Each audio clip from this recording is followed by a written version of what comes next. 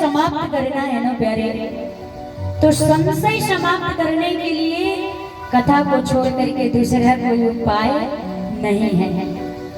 ये जो संशय के पंछी हमारे जीवन में बैठ जाते हैं ना, जो भीतर, ये संशय के पंछी भगेंगे कैसे? जब इस कथा रूपी ताली को हम बजाएंगे तो ये हमारे भीतरी जितने भी संशय के पंछी बैठे हैं वो सब के सब समाप्त हो जाएंगे।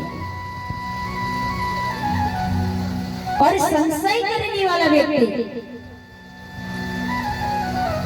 ना तो इस लोक में सुख भोगता है और ना ही तो मरने के बाद परलोक में सुख भोगता है। ये भगवान की गीता के वाक्य हैं।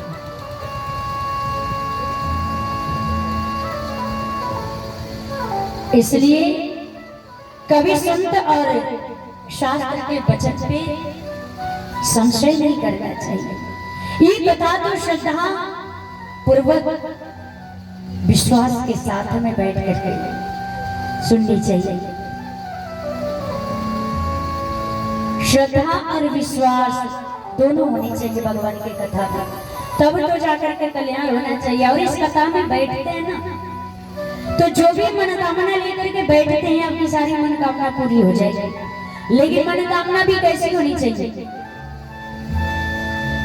सात्विक होनी चाहिए, विचार अच्छी होनी चाहिए। ऐसा नहीं कि 11 दिन कथा सुन लिए महाराज, हमारा तो कौन मनोकामना में पूरा नहीं हुआ। पता चले कि आप मनोकामना कौन सा लेकर के बैठे हुए थे पूरा के लिए, तो पता चला कि मेरा पड़ोसी का सत्यानाश हो जाए।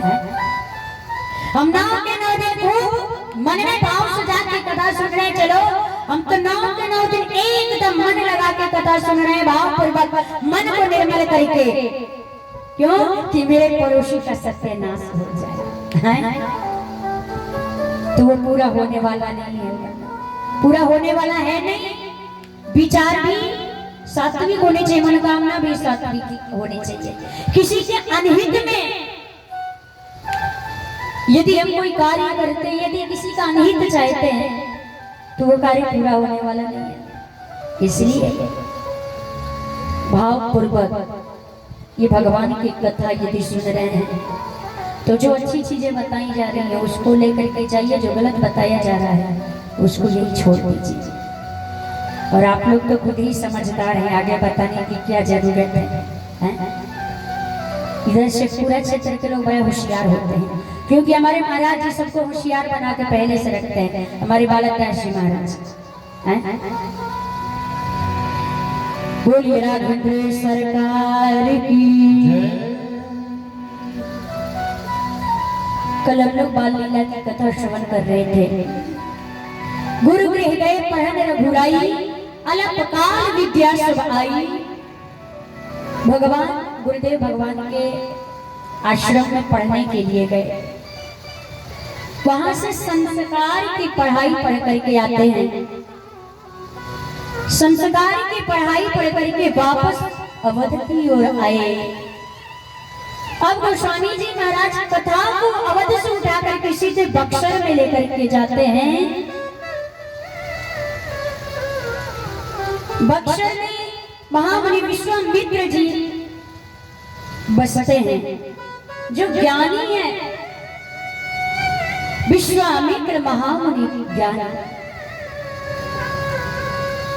अभी कलयुग में एक बहुत अच्छे साधक गए, अब तो वो नहीं रहे, ब्रह्मलीन हो गए। प्रातः स्मरणीय परम पूज्य श्री नारायण दास जी भक्तमाली जी, पूज्य मामा जी, उनको मामा जी, सारा जगत के लोग उनको मामा जी कहते थे। वो किशोरी जी को अपनी बहन मानते थे। तो जब